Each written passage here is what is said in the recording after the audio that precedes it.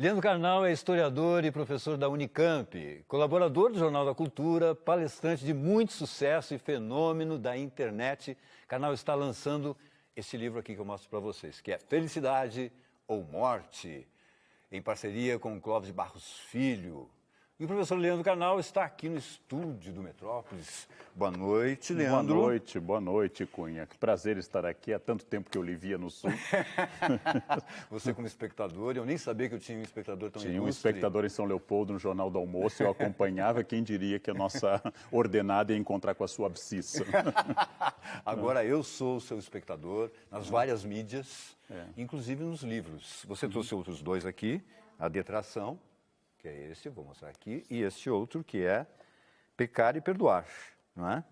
Mas vamos começar com esse aqui, Felicidade ou Morte, em que você e o Clóvis começaram falando a definição pela ausência, não é? A ausência da felicidade é o que a define? Hoje você debate ética porque você sente falta de ética na política. Você debate felicidade porque as pessoas não se sentem tão felizes. Na verdade, no momento máximo da felicidade, você não pensa nela. Nunca houve alguém que durante o orgasmo pensasse, nossa, será que eu sou feliz? Nunca houve que interrompesse um momento de felicidade para pensar nisso. É a ausência que torna as pessoas reflexivas sobre isso. Quer dizer, o conceito de casamento só surge na DR sobre o casamento. E isso muda de tempos em tempos, não é? Tempo. Inclusive, não era um objetivo antes ser feliz. Ser feliz e obrigatoriamente feliz é provavelmente uma característica muito contemporânea. Nós é que achamos que todos devem ser e quem não é feliz deve, inclusive, ser medicado. Exatamente. Nessa situação atual, sim. Não lembro se... quer dizer, não lembro não. Eu lembro de mim. Não sei como foi os seus anos 80. Se você era ligado naqueles grupos... Por exemplo, a gente tem aí o The Cure, que eram chamados grupos de dark, em que a juventude se sentia muito identificadas com essas questões mais de tristeza, mais uma elegia, assim, sabe? Ser triste, existirmos, a que será que se destina, todos vestidos de preto, etc. e tal. Diferentemente do que é hoje. Mas quando você usa a palavra elegia assim no ar, tem que botar uma nota ao pé da página. Coloque então, por favor. Elegia. Na verdade, eu acho que The Cure, esses dias eu citei num artigo exatamente Killing an Arab, porque é para falar da peça O Estrangeiro, do livro Estrangeiro. Eu acho que quando você está vestido de preto, quando você é gótico ou dark, você ainda está feliz, porque você tem uma identidade. A verdadeira depressão é uma doença grave, é uma doença que pode levar ao suicídio e deve ser tratada. Quando você esteticiza a tristeza, quando você acha bonito andar de preto e parecer triste, é um pouquinho como os melancólicos que tinham spleen no século XIX, os melancólicos românticos. Era legal, como o jovem Werther do Goethe. Aí você não é triste, você é só charmoso ou desocupado, é outra coisa. É outra coisa aí. Agora, você cita no livro, nesse livro aqui, dois filmes do Arcan, né, do Denis Arcan, que são Declínio do Império Americano e Invasões Bárbaras. Exatamente por quê? Bem, em primeiro lugar, porque o primeiro, o Declínio do Império Americano, fala de um departamento de história debatendo coisas, e aí eu tive uma projeção muito narcísica em cima disso. E eu acho que o bom deste filme é pensar, tanto na sua primeira origem como na sua continuação, as invasões bárbaras, o que aconteceu conosco, o que aconteceu com o pensamento intelectual, com as projeções críticas de sociedade, nesse tempo em que grande parte, por exemplo, do sonho socialista deixou de ser uma coisa histórica. E eu acho que os filmes são muito interessantes. Não sei se são obras-primas do cinema, mas são roteiros muito históricos para a gente pensar que, por exemplo, num dos filmes, no primeiro, e se retoma essa ideia, a ideia de felicidade ocorre pessoal quando a pública está em declínio.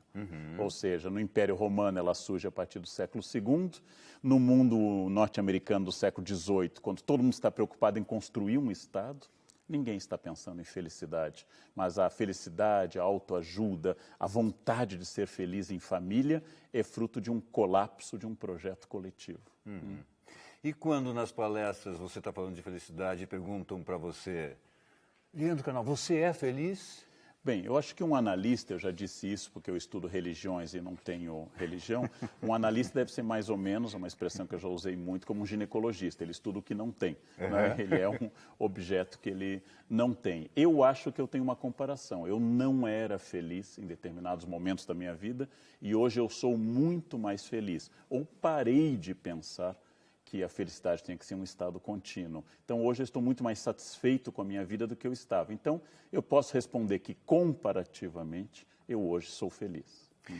Mas o Freud já dizia que é quase impossível ser feliz vivendo em sociedade. Mas o Freud, além de ser meio depressivo, tinha um câncer grave que o atingiu durante 16 anos, né? Se eu fosse depressivo e eu tivesse um câncer grave com dores atrozes, eu acho que eu também diria a mesma coisa. Eu vivo na era dos analgésicos, não tenho nenhuma doença grave e hoje a medicina me ajuda muito. Eu acho que realmente Freud tinha razão ao pensar isso, mas ele é um homem nascido em 1856. Eu nasci em 1963. Isso dá muito mais liberdade para eu pensar, né? Agora, outra citação também que está no livro, que eu achei muito interessante, você fala do Nosferatu como um vampiro épico e melancólico, e você fala uma frase bem forte, você diz o seguinte: considero a morte uma das coisas mais importantes para sermos felizes. Sim, tudo aquilo que é permanente não é tão bonito. Flor de plástico é mais feia, Cunha, do que flor natural. Você sente quando você dura muito. Vamos imaginar o que pensa a Rainha Elizabeth II quando se retira para o seu quarto. Todas as pessoas que deram sentido à sua vida já morreram. O pai, que era uma referência, o rei George, né, o seu tio que renunciou, inclusive irmã, inclusive, ou seja, quando você perde as pessoas que deram sentido ao seu mundo, é o Nosferatu. Tanto o primeiro Nosferatu em preto e branco, quanto o Nosferatu mais recente, é um vampiro que ele continua bebendo sangue, mas tudo que deu sentido a ele já se foi. É muito difícil ser alegre quando você perdeu a referência. Tem uma história mitológica linda da Sibila que morava na caverna de Cuma e ela pede ao deus Apolo a vida eterna. E o deus Apolo lhe dá uma advertência: cuidado, o que você pede pode ser atendido. E ela recebe a vida eterna, mas esquece de pedir a juventude. E ela começa a decompor em vida o rosto e o corpo. Quando ela estava com perto de 1000 anos, ela só dizia numa gaiola: quero morrer, quero morrer. A eternidade, ela é muito difícil.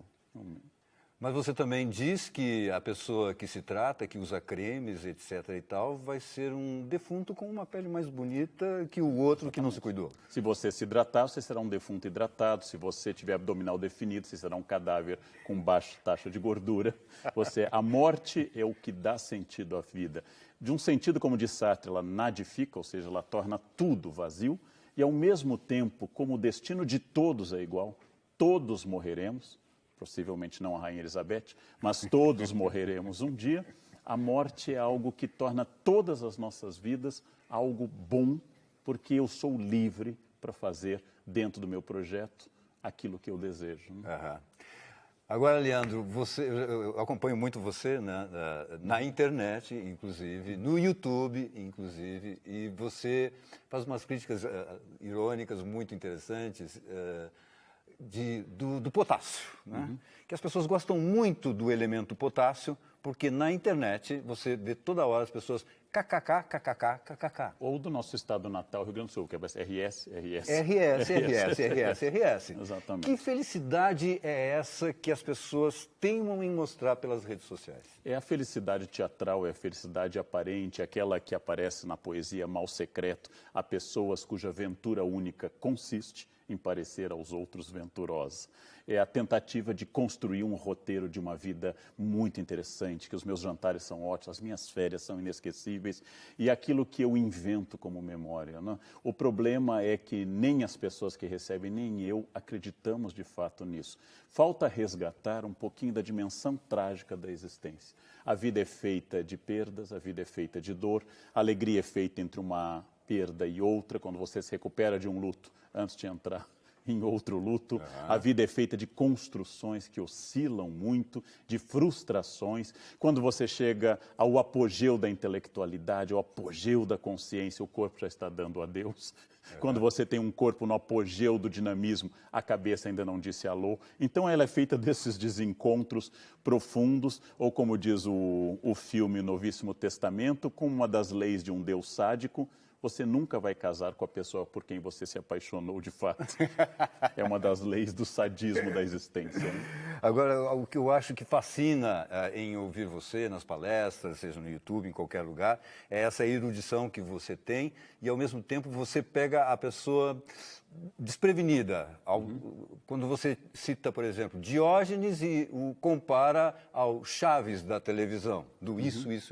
É que os dois moram num barril. Né? Diógenes é um homem que disse a Alexandre, não tape o meu sol, eu não posso receber nada de você. Diógenes é um homem que se libertou de tudo, ele só tinha uma pequena peça com a qual ele tomava água. Ao ver uma criança tomando com as mãos, ele diz, idiota, por que eu preciso disso? E jogou fora. É o homem do desprendimento. Né?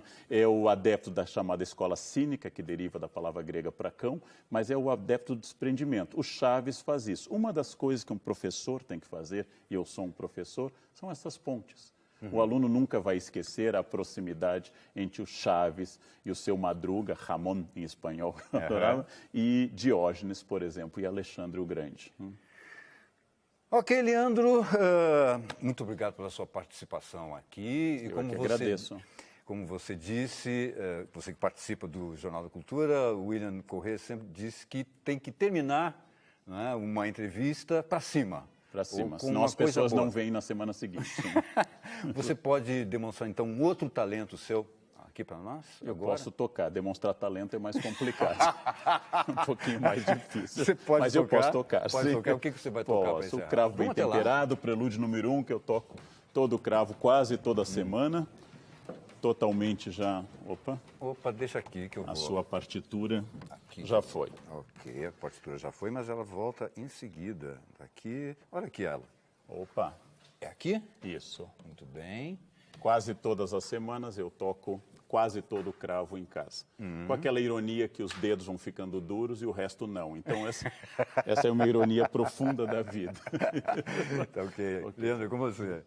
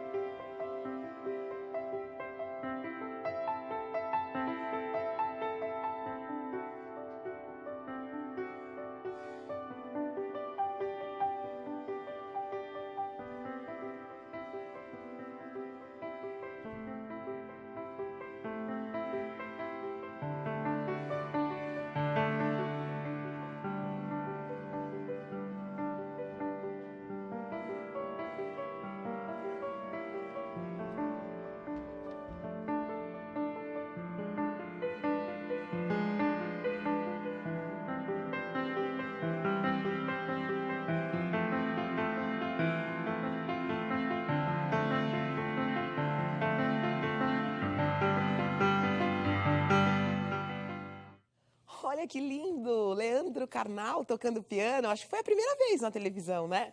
Muito obrigada.